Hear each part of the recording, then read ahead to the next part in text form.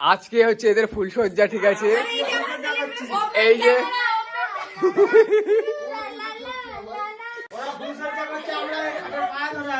ভাবো লাইট যদি পরজন্ম বলে কিছু থেকে থাকে তো প্রতিটা জন্ম আমার শুধু তোমাকেই চাই, শুধু তোমাকেই চাই।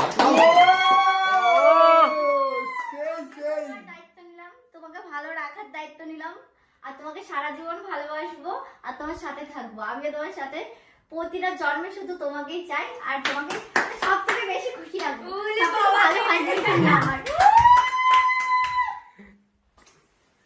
এই যে ভাত কাপড় দেওয়া হয়ে গেছে, এখন এই ছেলেটা এখন নিচে নিয়ে যাচ্ছে, কারণ থালা এত ভারী, এত কিছু দিয়ে সাজানো হয়েছে। আর এই যে এক এক করে এবার বাইরে বেরাচ্ছে। চলো নিচে চলো, এবার খেয়ে নেবো, কারণ অনেক রাত হয়ে গেছে। তো আমার বর তো আজকে আমার ভাত কাপড়ের দায়িত্ব নিয়ে নিয়েছে, আমিও আমার বরের আমিও অনেক কিছু দায়িত্ব নিয়েছি। তো দেখি কতটা সারা জীবন পালন করতে পারি। আমি তো বেশি কিছু রাতে খেতে পারি না, তার জন্য আমি মাকে বলেছি কম কম রান্না করবা, খালি চিকেন করবা, ডাল করবা, কারণ মাছের মাথাটা তো আনার দরকার নেই, কারণ কালকে অনেক খেয়েছি অনুষ্ঠান, এই কদিনে খুব রিচ খাওয়া হয়ে গেছে। তো এখন শুধু ভাজা, ডাল আর মাংস আর মিষ্টি। আর এখন আমি আমার বরকে নিচের রুমে চলে যাবে। হ্যাঁ ঠিক আছে।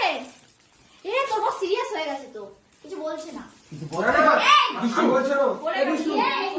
এই দুষ্টু তুই একটু হেল্প করে দে তাড়াতাড়ি। তাড়াতাড়ি হেল্প করে দে, তোর হচ্ছে না। একটু হেল্প কর। তাড়াতাড়ি হেল্প কর, তোর হচ্ছে না। সারা চল। তোর আমাদের না। চল।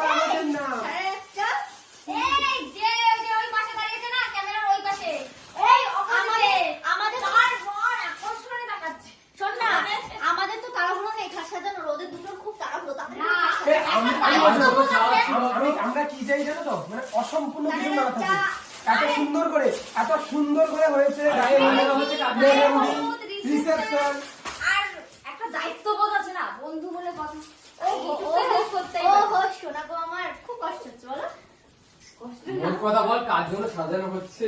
আরে এটা সৌরভ রিয়ার জন্য সাজানো হচ্ছে। কারণ আমি বলে দিচ্ছি, রাজটিয়া অফিশিয়াল। আমাকে তো বলতে দিচ্ছে না, ওরা কিন্তু খুব তাড়াতাড়ি বেবি প্ল্যান করছে, তার জন্য আজকে আমি বলেছি আজকে নিয়ে, যাতে মানে একটা স্মৃতি, যে ওদের বাড়িতে গিয়ে ফুলসজ্জা খাটটা পুরোপুরি সাজানো হয়ে যাক, তারপরে তোমাদের সাথে শেয়ার করছি।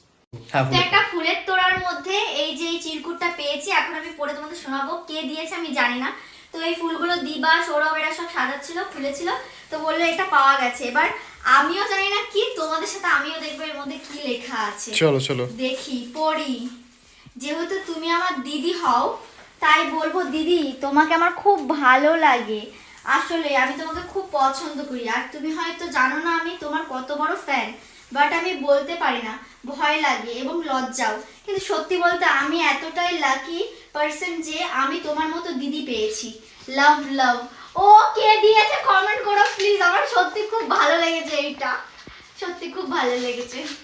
তাকে আমার প্রচুর ভালোবাসা, আর আমার খুব ভালো লেগেছে এটা দেখে। আমি পুরো ভিডিওতেই তোমার এটা দেখিয়ে দিলাম, নামটা লিখলে আরো বেশি খুশি হতাম।